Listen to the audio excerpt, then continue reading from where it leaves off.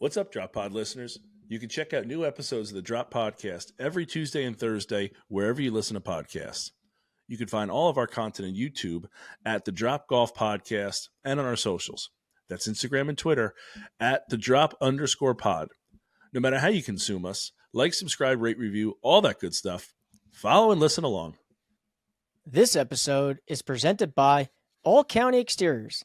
Discover the excellence of All County Exteriors, a third-generation leader in premier exterior home remodeling, proudly celebrating over 40 years of success.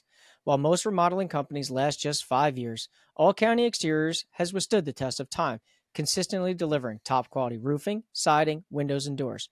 Their expertise extends from small repairs to large additions, serving homeowners and builders alike. More than just a construction company, All County Exteriors is deeply committed to community service, proudly supporting organizations such as the Make-A-Wish Foundation, the American Cancer Society, Roofs for Troops, and Parents of Autistic Children. If you have planned to do any exterior remodeling, call the experts at All County Exteriors for a free, no-obligation estimate for your project. Just call 732-370-2780 or email them at info@allcountyonline.com. That's 732-370-2780 for All County Exteriors for all your remodeling needs. This is the Drop Podcast where we talk golfing in the Garden State. I'm Mike Poro, and this is Ryan Kulot. What's up, Drop Podcast people? How you doing? Welcome back. Episode 110 this week, November 12th. I do want to start with this, Mike. Something we didn't even talk about off air yesterday was Veterans Day. I want to give a tip of the hat, a little salute to our veterans out there. I do know that we have a couple that listen for sure. It's such an honor to have you listen, and again, thank you for your service. Let's jump into some stuff here, Mike. Let's do our weekly recap. I don't know if people like this, but I like giving them what's coming out here. This week, if you haven't figured it out by the hat yet, or if you're listening on radio, you don't see the hat, but we're talking Hamilton Farm. Radio. Wow, we're kicking it over. Listen, here we go. If you're listening, happy Tuesday. If you're the radio, the spoken word. If you're listening to the spoken word here, we're talking Hamilton Farm. We went up, sat down. Our Thursday interview is going to be Chester Patterson, who we had on for the New Jersey 4-ball with him and Eric Stevens. He just won the MGA Mid-Am down at Manasquan a couple weeks ago. So we went up there, interviewed him, and we're going to talk about that in just a minute. But it is a Hamilton Farm week. So yesterday, Veterans Day, the 11th, Mike played the 6th hole at Hamilton Farm. I guess that, Mike, this also isn't news to everybody because we put the carousel out about what we're doing. So, if you're following along, you already know what's happening. Mike played the 6th hole yesterday at Hamilton Farm, and the Highlands course, not the Hickory course, something that we should make sure we differentiate. Thank you. Today, episode 110, you can go check us out on YouTube as well. You got Mike and I here on the video version of this. While you're there, might as well subscribe and follow along to all of our content that we got pushing out there. Tomorrow, November 13th, is Ryan versus Hamilton Farm. I took on the 9th hole on the Highlands course. Long par 5, beautiful view with the clubhouse in the background. So that's coming out tomorrow. And then Thursday is a big day for us, Mike. November 14th. Mike and I both have special occasions on this day. So we that's Thursday. We have Chester's interview coming out. So Thursday is Interview Thursday with Chester. Make sure you stay along and listen for that because it's really a fun interview, and maybe even more so where we interviewed was spectacular. More to come there. All right, Mike, let's and then Friday. I forgot about Friday. You versus me. Mano y mano. 17th hole at Hamilton Farm. I do want to clarify something for somebody because I know I get these DMs and these comments. This is straight up. This is me versus you straight up. Someone's saying like 3 net 2 because Ryan gets a stroke. Yeah, it is. No, these are straight up mano y mano. Big boy pants versus big boy Oh, I pants. don't know if a 1 should be playing a 9 straight up like that. I think there's gotta be On par strokes somewhere. threes? No, on par threes, there's no Oh, but strokes. yeah, but if we're playing this par 3 course of ours, there's gonna be, you can't handicap the holes. They gotta I be. haven't. My point being, I haven't seen any handicap scorecard yet. So as of now, we are straight up. So before people start saying 3 for 2s, no, no, no. These are 3 for 3s. Don't worry, I'm working on it. uh, it's I mean, you're gonna beat me. I'll concede that. I'm gonna play the best I can. I'm gonna play hard, but you're a better golfer than I am. You should beat me on this. And you're up 1 through 3 holes. Or up 2 through 3 holes. Let's see how Friday goes. But we played the 17th hole, kind of the start of the final turn into the beautiful, not clubhouse, Mike, the beautiful mansion estate that is the 18th, 17th, and 18th hole there at Hamilton Farm. So that's what we got Friday. The store, Mike, I do want to point out, as you can see, I'm rocking my sweatshirt. You got to size up, as we've been saying, but it is excellent. You and I went back and forth about this, that it needs to be, we wanted a lightweight one. They couldn't do the lightweight one. So I was like, okay, well, if it's a regular sweatshirt, then, it is what it is. This is for sure a medium weight sweatshirt. I think it's actually defined as a midweight. Midweight. It for sure is. It's right in that gap. It's warm but not like bulky. It's really good. I'm really very happy with it, and I do love the hat as well. I didn't wear it because we got the farm this week, but I did. Ropes coming up there, but I love the hat. I love that it's kind of like a foam-ish kind of thing. It's really really good. I do like it. And I'm working on something behind the scenes here. And I know that I said let's not bring anything up about the store, but I am. I got something. Okay. I think with Black Friday right around the corner and the Christmas season, I'm working on a little Black Friday, Cyber Monday deal Ooh. with the website at Shore Promotions to see if we can offer some sort of bundle, if we can order some sort of free shipping.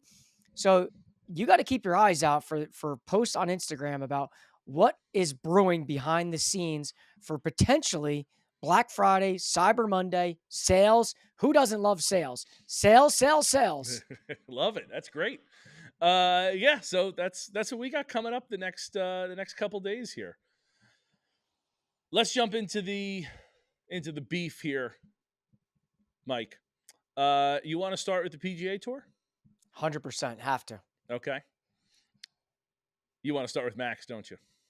I mean, I think, listen, I am itching to see this guy finally break through because he's been playing such good golf. It is unreal. Even after he's took this long break after the FedEx Cup, to be playing at the level that he is, I just wish he had a win or two under his belt because he would be in serious contention for Rookie of the Year. I do think after Austin Eckroat's second victory this year, he's probably going to win Rookie of the Year. Nick Dunlap, who won a tournament as an amateur, who's now a rookie, may be up there. Matthew Pavon, like these guys are going to be above him because they have wins. But Max has got to be somewhere in that top 5, top 10 because he has just been playing so good. And listen, this past weekend was just another example. Finished solo fourth. He's cashing big time checks. Big time checks. I wonder if that's something that we can see, like how they do the Heisman Trophy, this many first place votes, this many second place, this many third place. I wonder if we can get something like that to see where Max is, because I agree. I think at this point, with Austin getting 2 victories this year, and Max obviously getting none, I think that's going to outweigh however many second. I mean, unless Max finished second in every event this year. I think that's the only way that he could take that, and maybe even not at that point. So I think that Austin has locked it up, but Max is having a stellar year. Like, you look at the whole, like maybe Max is, I don't want to say better season because we're just giving the Rookie of the Year to Austin, but I don't know where I'd have to look where Austin finishes in a lot of other events. Like, where's his average finish? What's his average stroke? Look at Max's the same way. Again, Max not winning is gonna negate all of that argument. I'm not saying that, but I think that Max is playing maybe as good consistent golf as any other rookie that there is. Because Listen, since Pinehurst, I think he's been red hot. The problem is, leading up to Pinehurst, it was a roller coaster. right, And I think, as he mentioned that in the interview when we had him on, but I just think that when you look at the full body of work, unfortunately, there are other guys that have been playing really well, but that just shows you Max is right on the precipice of breaking through here. yeah. It just sucks he's not playing this week in Bermuda, but whatever the case is. Has anybody from New Jersey ever won a PGA Tour event other than Yes, Chris? Chris got her up one. Chris won this year. That's a great question. I mean, in terms of being born and bred here in New Jersey, that's a tough question. Like We don't have Scotty a ton. Scheffler was born in New Jersey. No, that doesn't count. But I But get I'm what you're just saying. saying, Yep, I get what you're Harry saying. Higgs was born in New Jersey. Like we could probably go down the I list. guess we need to say, and we can't even say like graduated high school, right? Because Max didn't graduate high Right. school, but like that's a New Jersey thing, right? I get tough, so it's a tough thing. It's like how Congress determined what pornography was, right? You can't define it, but when I see it, I know what it is, right? That's what it is. Like, I don't know who these guys, I can tell you, I don't consider Scotty Scheffler from New Jersey. I consider him from Texas, even though he's born in New Jersey. I get that, but I think to answer your question, it's Chris and Ryan right now. Those are guys that are born and bred New Jersey people, lived here, grew up here, For sure. stayed here, reside here. Those are New Jersey guys, Yeah. right? Max is kind of even on the outskirts of the two of them. Right.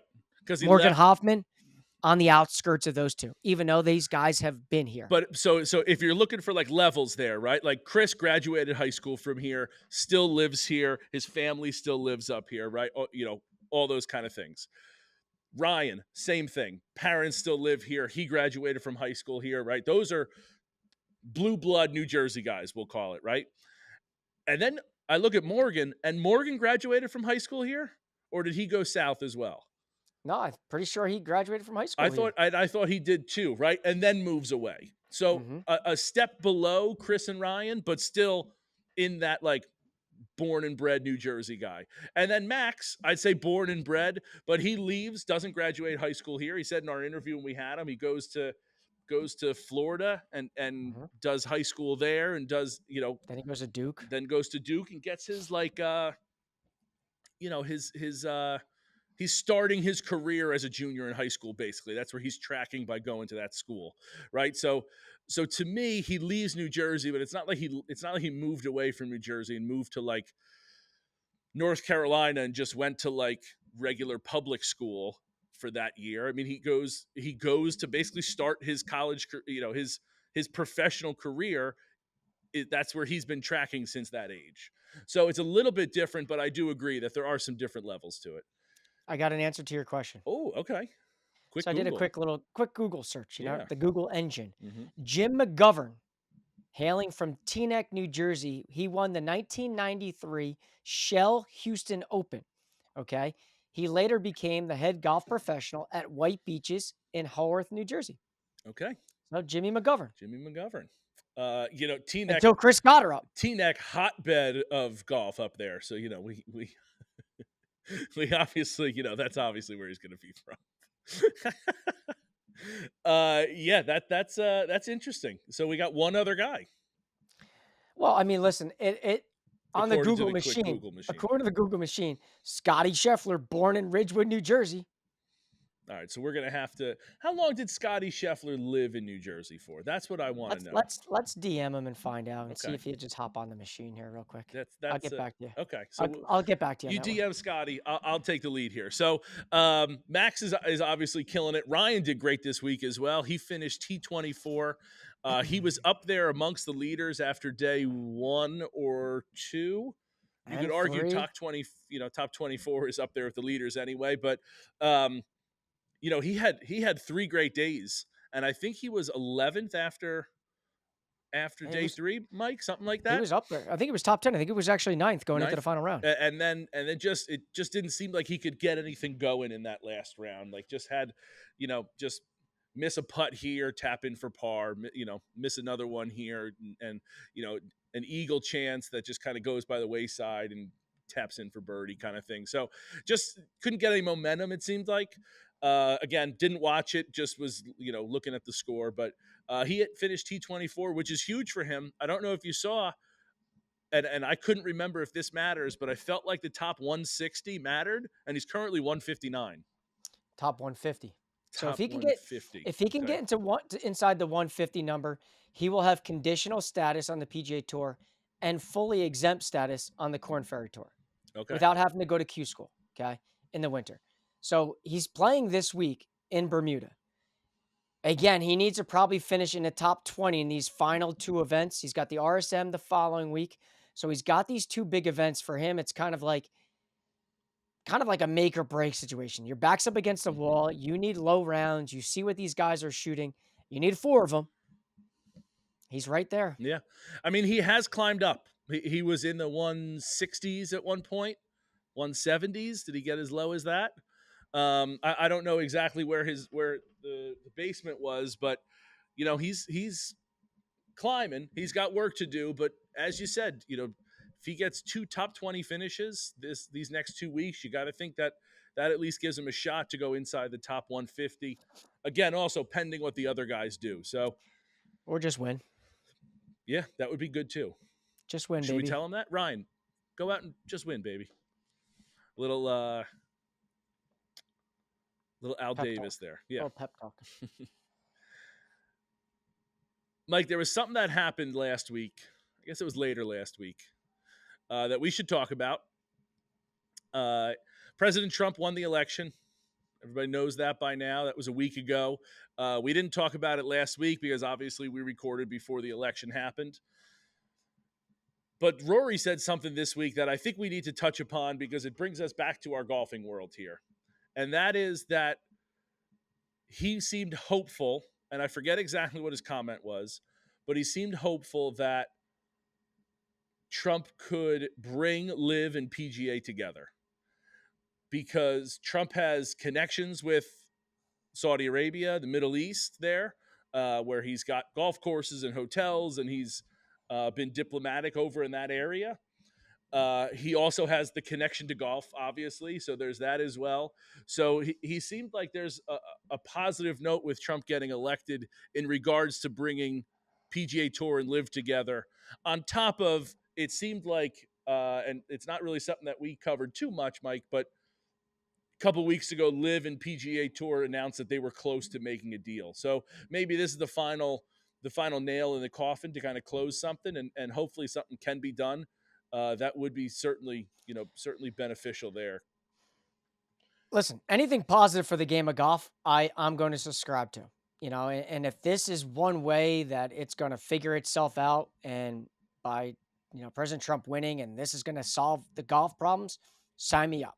Right? I need to see all these people come together to play golf on the same. I just need that. There's no two ways around it. That's what's important. And for us in this golf media space, whatever, figure it out. And if this helps, go get it done. Yeah. He's a problem solver. He's a deal maker. Go get it done. For sure. That'd be great to have that end officially. That would be terrific. Mike, I think what we're going to do now is take a commercial break, send you to an ad, and then what Mike and I have done is after we've played all those rounds, we talked about how we got to play, and you guys have seen pictures. We played Canoe Brook, had that episode. We played Hamilton Farms already, and this is the episode now. But what Mike and I have done is after we played each of those rounds, we took a second, we gave it a day or two, and then we debriefed on it. We kind of we wanted to keep it fresh in our minds that we were having this talk, but we also wanted to fully digest the day.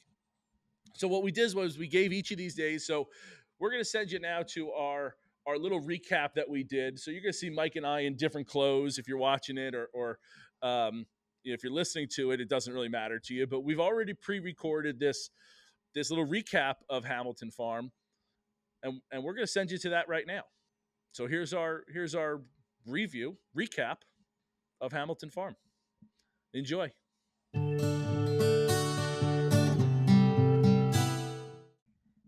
Tired of your sock drawer looking like a 50s television show? Then it's time to try socks by Leverett US. With their vast array of color options and superior design, it's the only sock that you will ever need. Whether you play golf, tennis, pickleball, or are just on your feet all day, Leverett socks will enhance every step you take.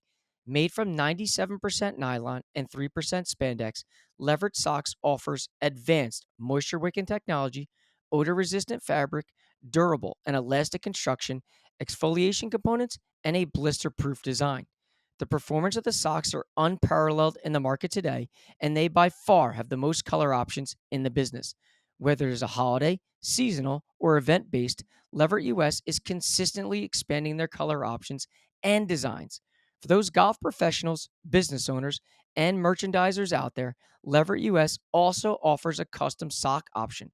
Fully customize your sock from heel to toe. With your logo on the sock and on the packaging, they are a perfect way to promote your business or make a nice margin in your shop or retail store. Throw a little text on the back heel and really take your custom sock to the next level. Lever US is the only sock company you will need to address the one missing fashion piece in a person's wardrobe. For more information on Leverett socks, go to www.leverett.us or check them out on Instagram at LeverettUS. And don't forget, your outfit's not complete without Leverett on your feet.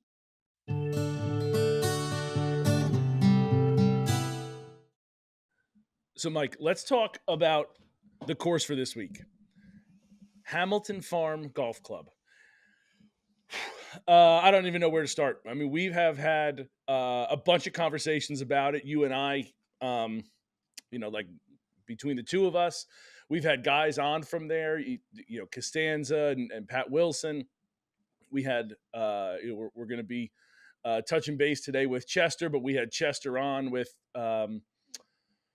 Eric when they won the 4-ball, so we've had connections there. So it's been a big kind of topic of conversation. Nick Bova. Nick Bova, I don't know how I forgot about Nick, but yeah, Nick Bova on there. Like we've had a bunch of run-ins, so to speak, with the club, and it's a club that I don't know if when we started this podcast, I don't know if I knew of Hamilton Farm. I knew of the bigger names.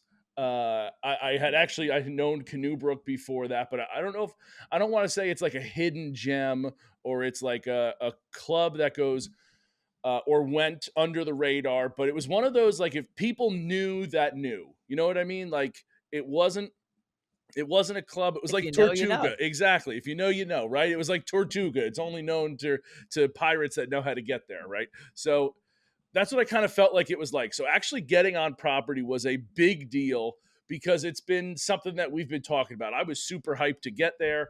And we had an amazing day. So let's get into Hamilton Farm. Let's talk about the property. Let's talk about our day there. Let's talk about our interview with Chester and all that that happened. Yeah, I kind of knew that once you set foot on this piece of property, it would be right up your alley. And I think when we got there and I saw your face and I saw the smile, I'm like, okay, this just hits for you. And I knew It that does. the history about the mansion, the Brady family, the equestrian side of it, the room where we interviewed Chester, like the history of the place was I knew right up something that you were going to love. Mhm. And then I knew the golf course, both the Highlands and the Hickory was gonna, like the icing on the cake. Right. So I knew from the get-go that this place, when we start to eventually get to top golf courses that we've played in this season, I know that this is going to be near your top of your Mount Rushmore per se. Yeah, I'm gonna hold that comment for another episode. But you're right. I absolutely loved it. Aesthetically, it hits my eye. The place, like it's itself, like obviously we get along with Chester, right? Obviously, you and I get along. We can go play anywhere. We're gonna be just fine, right? We're gonna have a good time. But getting to play with Chester and Eric and meeting the people out there that we did, having the caddy that we did, uh, the whole experience was a great experience. And I did absolutely love it. Yeah, I mean, how We're about you talking guys throwing the football in the middle of the right, hole? yeah. So What like was that, middle of 6 or 7 middle of out there? You six, guys are tossing the ball around. I think it was 5 actually, because you recorded No, 6. 6. It was 6. You recorded 7. Yeah. No. We recorded 6, and that's where you guys were throwing the football around. No, it was No, the hole you're right. before. 5. 5. You're right. Yep, in the 5. fairway. Yep, Yeah. 5. Yeah. But You and yeah, Drew were playing catch. yeah, but just like the vibes there were great. Like it's a course that knows that it's excellent. It knows that it's top in the state. It knows how good of a property it is. Again, you mentioned the equestrian center, and it knows all of that, right? But it also like doesn't take itself too seriously. It's low key. It's a again, I have a friend that hates when I say this. It's a high vibes. It's a good let's be social. Let's go out there. Let's have some fun. But you can also like you can be a stud golfer too. Like again, Chester, Pat, Mark. We're talking about top level guys in really the Met area that can play high level golf that are members there. So you got kind of everything there. And you're absolutely right. I did love it. It was really amazing. Yeah, and I think when you talk about the Highlands course, so let's kind of like preface this for the audience Mike, because there, before we get into that, I do want to give like a little history lesson go of the for it. place because I think that that's something that we've gone and visited these places that we do need to tell the people like kind of how it got there, right? So the quick version of the story is that back in early 1900s or the early 19 yeah the 1900s, the Banks family, most specifically James Cox Brady. Did I say Banks? the Yeah, the Brady family. I was gonna say, I was like, maybe I'm missing something here, but I could have sworn No. Chester said Brady family. The Brady family. So James Cox Brady, he's got this estate, and he starts buying up land throughout World War One. That he's gonna buy the land, let the people stay there, but then when they die, the land goes to him. Does that for all this time, gets this big compound, right? This big plot of land that he has. It changes hands. I believe the company bought it. Something happened during World War II, that they get the equestrian center. They kind of change some things there. Long story short, we get to 1998, and Lucent Technologies purchases the property, and they bring in Dana Fry to build two 18-hole championship courses. Uh, to build two courses. Sorry, the 18 hole, they want like a championship course on property, and then we have so much property. Let's build a par three course, and that's what Dana Fry comes in and does. And I bring up the name Dana Fry because, and why I bring up the history. You don't need to know who James Cox Brady is. Maybe some people will, but early New Jersey bigwig, right? Or early 1900s bigwig. But we know Dana Fry because we talked about Dana. He did the rebuild at Union League. And so this is a guy who's been around for a while, someone we know, someone that's not that we know, but we've seen his work. And he comes in and builds this place in 1998 and builds a championship course, the Highlands, and builds a par 3 18-hole course, the Hickory. And the Hickory is this, Mike, maybe you can fill this in because I forget what it was, but is it the second USGA rated par 3 course in the world or So the before, country? Or like I know there's the one at Augusta now. Now Pinehurst has the Cradle, but I don't know if the Cradle's even rated. The Cradle is rated. So like there's a couple courses now, and there's more coming, right? Remember early on we had Watchung Watchung Watchung Valley. Valley was going to have theirs, and whether it's going to get rated or not, or whenever it gets finished. But like this is a popular concept coming about now, but it wasn't really in the early 2000s. So it's a very unique idea, in 1998 that Dana Fry is going to build this. Yeah, so I guess the catch here with the Hickory course, and just to kind of preface this, so people kind of wonder, like, what are you talking? You keep saying Hickory, you keep saying Highlands. The Highlands is the championship course. That's the one that Hersden and Fry built over 7,000 yards. Then you have the Hickory course, which is the par 3 course, and the one thing about the par 3 course It is the only USGA rated par 3 course in the United States that's 18 holes. Now, people, and I have to say that at the end because you can go play the Cradle and you can post your score after playing the Cradle because it does have a slope and a rating. But the catch is the Cradle, it's only 9 holes. Okay. Most short courses are 10, 12, Oh, 9. okay. This is 18 holes. So that's where I So was getting confused. that's And the catch with the Hickory course. okay. And what's the one at Augusta? How many holes is that? So at Augusta, I don't, they're very secretive in terms of what they're going on. I don't think if you play Augusta, frankly, you're posting a score. No, you can post that's so maybe this is the first, Augusta built the second. I There's don't, I, something there. There's something with Augusta. We're gonna do some research and maybe come back to it. I don't know if we'll be able to find it now, uh, but that's what it was. The first 18 hole par three USGA rated par three, and we're gonna get to it. But all of those holes would be the best par three on any other course.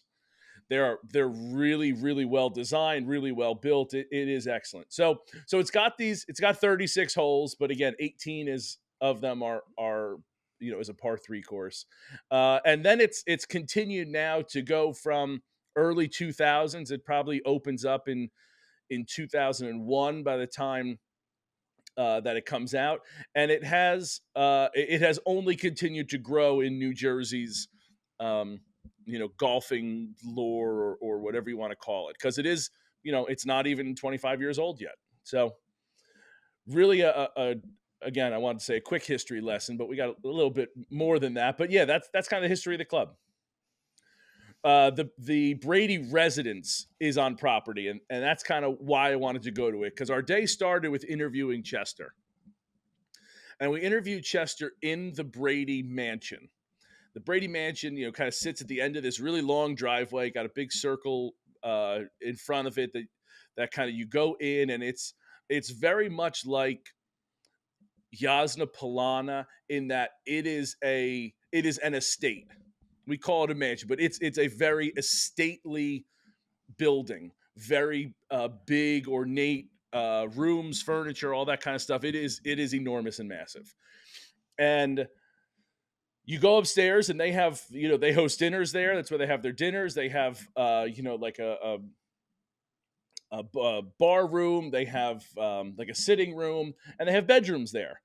And you can stay on property. And Chester even talks about it in the interview. If you have a member guest or something, people are staying in those rooms. Kind of. I don't want to say like a hotel, but like you can book those rooms. And in 2001 or 2002, Mike, I'm blank. I'm fuzzy on the year, but early in the course's opening, and at the height of his prime, Tiger Woods stayed on property in 2001 or 2002. I forget the yeah, year. we could preface it by saying early 2000s. Early 2000s, and Tiger stayed on property. So when we interview Chester, and you see that interview on Thursday, we're in the room that Tiger stayed in. There's you don't see from the camera, we're on the couches. It's set up like a hotel room, but you don't see the bed, but that's the room that Tiger stayed in. So Tiger was running around there with playing golf and enjoying the new property, sleeping in the bed that we're looking at as that's off camera. So it was really really cool to be in there. It was just like a neat little thing. It was, I don't know, just a cool touch. I think it was really cool to do, be in there.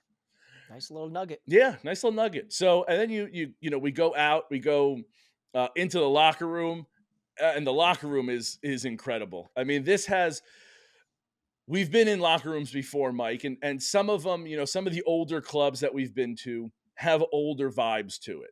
This one has the vibe of like a basement man cave. A lounge. A lounge, yeah. There's pool tables, there's couches. They have the massage couches, and then obviously you go in and you got all the lockers. But like it is a guy's guy locker room. Really, really, really sweet locker room. pro shop is big, and the reveal as you walk out from the locker room in pro shop, the reveal as you walk out onto the property, onto the back patio, and you can see all the property in front of you, is it smacks you in the face with awesomeness. It's really a great view. Uh, the patio's enormous. The fire pit, they had like a fire pit, it was 2 stories high. It felt like double decker dining, outdoor seating. They really did a good job of exposing that property with all the views possible, and you can see uh, not almost, you can see most of the holes from that property, from that vantage point. You got 9 coming in, 10 going away, 11 growing across, 8, 7. You can see the top of 6, or the green on 6. Like, you can see a whole bunch from right there. It's really a great view. And then you go hit ball. We go hit balls. We go out and play, and it was you, me, Chester, and Eric, and we had just an awesome day. We really did. Having Chester out with us, and or having us be out with Chester was a lot of fun. We got to, obviously, Eric was out with us too, and Eric had like, seeing that dynamic. And I've said it a bunch now. I say it in the interview. Seeing them interact together is is kind of heartwarming. And I know that you and Austin are wide ranging in age, but it still feels more like peers to me for some reason I'm young than, at heart. I'm young at heart. and but it's not like Chester's not. But like, it that Chester and Eric, I get like a father son vibe. You and Austin, I get like a big brother little brother vibe.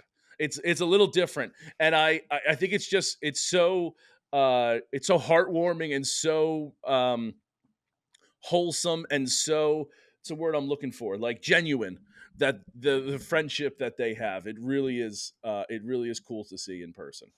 Yeah, I think that's the best way to describe it. I think it's just a big brother, little brother type of relationship. You just have an older brother that's gone through a lot. That's gone through a lot, that's had the highs of high, had the lows of lows, Hmm. and is there to kind of now, kind of like re-steer his life in the right direction and bring, a younger brother along. Yeah. So let's talk about the golf course, Mike. You go out. Hole one is a, I don't want to say it's an easy hole, because it's not by any means, but it's not gonna necessarily kick your butt, right? Get off the tee, put it in the fairway, get onto the green. Green's rather large. You do have some bunkers there, but you got a tough green to deal with, but there's not a whole lot of trouble elsewhere, right? It's rather, I don't want to say rather ho hum, because that's not the right word for it, but it is a rather good starting hole to deal with. We're not kicking you in the balls right away, you know? Um, did you have a favorite hole, or what was like your favorite hole out there? I don't want to go hole by hole with this, as we've said for this Right. whole series, but like, I do want to give vibes of the course, like how to talk I about. I think I think the idea of getting back out there after Austin and I, it's funny you bring up Austin and I because that's the last time that I had been to Hamilton Farm was with Austin playing in the four ball. So Mhm. I think the idea of being able to play there in more of a casual social round, you're able to enjoy it more. And I recall a lot about almost every hole being out there and seeing it. But when you're out there just for fun and you got your phone out, you're taking pictures of this and that, I think you're able to soak it all in a lot more. And to your point, like that first hole isn't anything to brag about, but it kind of reminds me of like Manasquan River's first hole. Mhm. It like sets you up for what the round is going to be like. All right, we're going to give you a little bit of a softball here, but then you better be ready to go. Because I think as you go through the front nine, I still think, and I know I may be biased here, but the way the audience saw that Mike versus from Monday being of that sixth hole with the barn in the background, a very well strategic placed bunker dead smack in the middle of the fairway, the green, the way it slopes. I just thought there's something about number 6 that on the front nine that is just you want to talk about history, that hole had it because there's the there's the barn, there's the equestrian side. That's where the horses hung out.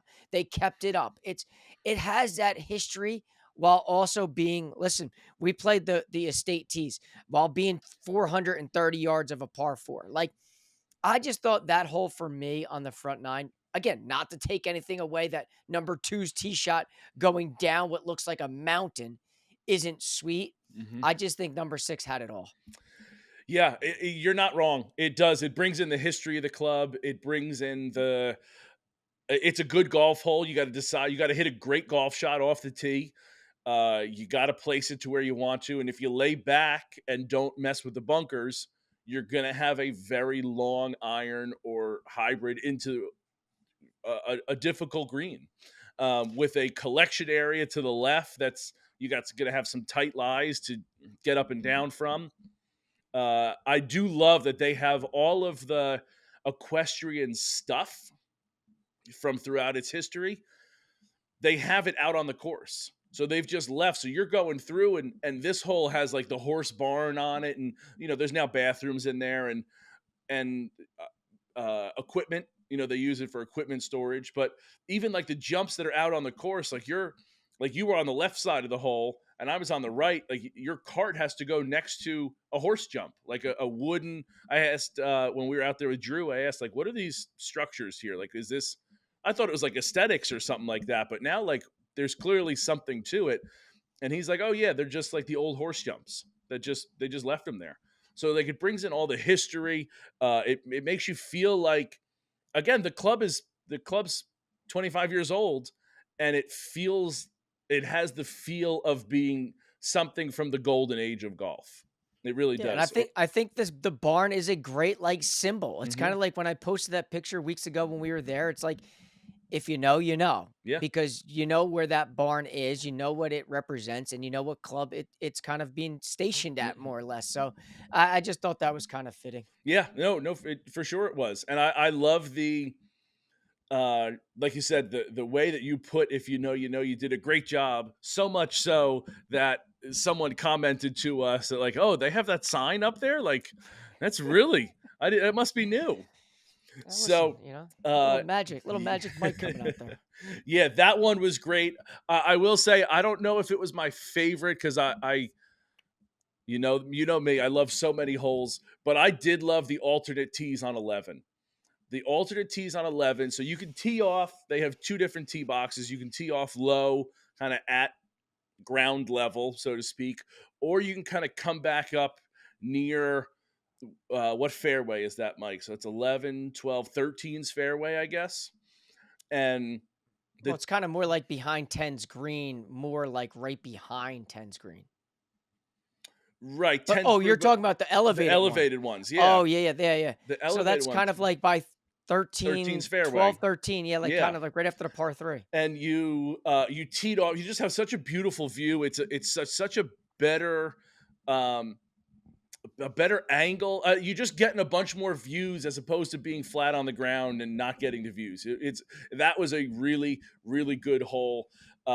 It's definitely a three shotter. You got some blind shots in there. It was a that's a really great golf hole.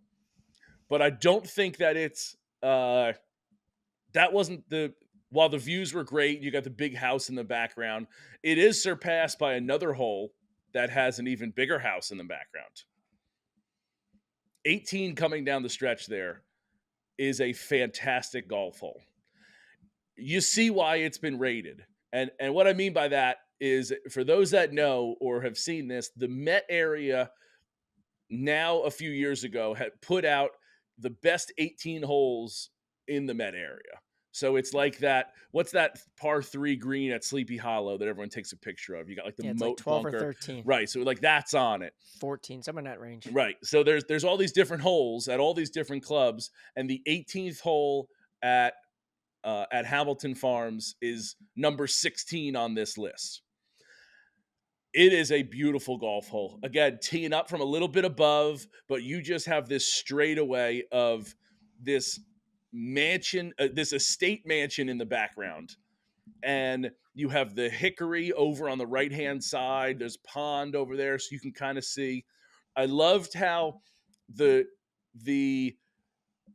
fairway is kind of elevated enough so that like the cart path on the right there is, you have like a little trench, almost kind of like at North Jersey, not North Jersey, Liberty National on 18, how like the walking path is on the right, so it kind of has like, it's got like a wall, like a retaining wall for the fairway almost. So that was beautiful. A really great finishing hole, and honestly, maybe the best finishing hole that we've played this year in New Jersey.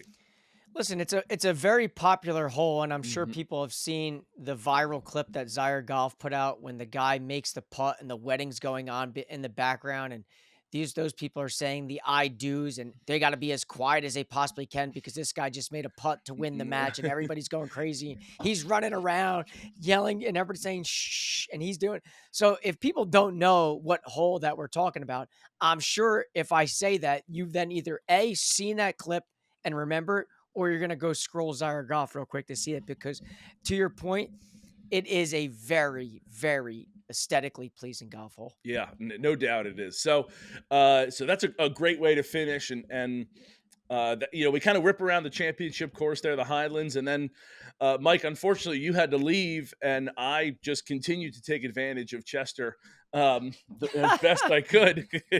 uh, So he sends you the bill. right, until he's gonna, so honestly, until he's gonna kick me out, I was gonna stay there, and so we went and ripped it around the short course, the par three, the Hickory, and Mike, a little bit about the Hickory. As we said, Tiger Woods stayed there, and it took him 4 times to break par.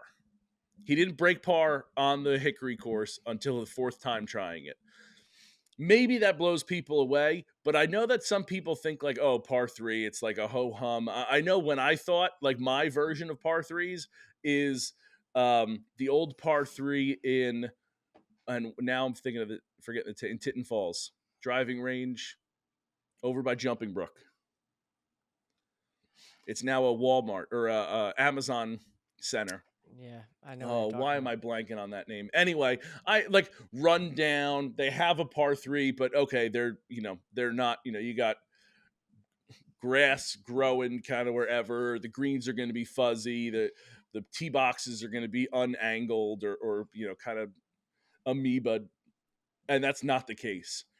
This course was immaculate. I mean, they keep it as good as the Highlands course. It was spectacular. It was really, really excellent. I have nothing bad about it. The the holes are really hard. They're really hard. Well, do you remember what Chester said, that a lot of the guys that are over there, if they're coming to play, will go play the Hickory course instead of the Highlands course because you can use every club in your bag. Mm-hmm. And obviously you got to experience that and see that. So I can see the way you speak so highly of it, that it just echoes what Chester had said about Mm-hmm. why guys, even to his level, he's a plus handicap. He wins big time events. Like, if I'm able to now go play the Hickory course, use all my clubs, still be challenged in every aspect of the game, I can see why guys go over there to play that course. Yep. I mean, honestly, I didn't use driver, and Or you don't want to admit it. no, I didn't use driver. I used 3 wood on one hole. We were super into the wind and it was cold, so like it was still only playing like it was like 215, but it was playing closer to 250 with how the wind was, and again the ball's not going as far. So, but even then, okay, you wouldn't have to hit driver. Maybe you're not hitting 3 wood. But other than that, I did. I hit every club in my bag. And I used every shot in my bag. Sometimes I had to bend it around something or keep it low, or I had to go high, or I had to, hit a different part of the green and let the groundwork do the work to it. It was it was excellent. And if you're going there and you're like, hey, I got a quick 2 hours only, I don't want to hit driver, I want to work on my game, but I want to be a little more low key about it, or I just I'm going to go over there and have fun. We're just going to have cocktails and just rip. You could do that too. Like, it has everything for golf that you could have. You could be working hard or you could be playing hard. Either one, it's going to be a good time, and it's going to give you what you need for that day. So it when he said that, I totally can see why. I totally can see why the members are using it as much as they do. Yeah, listen, I know that this may be a bold statement, but I have a hard time when I think about ratings of a golf course. I don't think this place gets enough credit. I don't. I know where Doesn't. they are, and I'm hopeful that, when 2025 comes out and they have the spring ratings of the updated ones, and they're a course that's in the mix. They have the raters come out and they're all in on that. I think they need to be a lot higher and in front of a lot more clubs that are currently in those ratings as of 2023. I'm not trying to sound recency bias Nope. because I had played it before and I thought very highly of the place again. But one of the things to me that matters when I think about like very good, challenging golf clubs is some of the membership. Because when you think about the studs that they have there, and I'll give you another one, Arcola is in another one just like it. When good players represent your club, there's something about your club. I'm not going to say that there's outliers other places. There are. But when there's that many studs at one spot, there's something really great about that spot. There's a reason for sure. And the other thing, and I don't want to name names, but they talked about some of the people that are members there that play very high level golf, that do not live in the area, and that also speaks for itself. Like, those high level people could go to other places, but when they come to the New York area, this is where they want to play. So that, again, that's going to hold some weight. Yeah. But listen, and I think you and I said this on multiple times out there that this piece of property is not something that would get old. We could go out there and play it all the time. We would never just say, "Oh, all right, here we go again." I think the ups, the downs, and I think that's a lot of like Dana Fry and when his new partner Straka came back in and they redesigned it again. It has Union League national vibes where there's there are big ups and there's big Mm-hmm. downs and there's moving what seems to be mountains. So I know that I'm not more of the nerd when it comes to the architect side of it, but you can now start to see certain golf courses designed by certain architects, how they all manage their piece of property. So listen, it's an unbelievable spot. I know some people may say, "Well, Mike, that's a private spot. We don't get the luxury of doing it." I get it. I understand it. But I still know when you're talking golfing in the Garden State, we're going to talk about it, represent it, and say, "Hey, listen, when you get that invite, because you never know, you have to stop what you're doing and go play." No, Absolutely. no questions about it. No questions. It is as good as any spot in the state, no doubt about it. So, Mike, that's going to end us for this episode talking Hamilton Farm. Stay tuned Thursday. Again, we have Chester Patterson met In the Tiger Woods room, in the Tiger Woods room, which I loved. I mean, I know that when we listen, I mean, yeah. Well, yeah. Mike was in the Tiger Woods room and really enjoyed himself. Stay tuned for that interview with Chester. Chester won the Met Mid-Am. Him and Eric, his caddy for that tournament. Eric Stevens won the 4-ball. Eric actually joins us for not just golf, but joins us the last couple of minutes of the interview. So stay tuned for that on Thursday. Till then, cheers.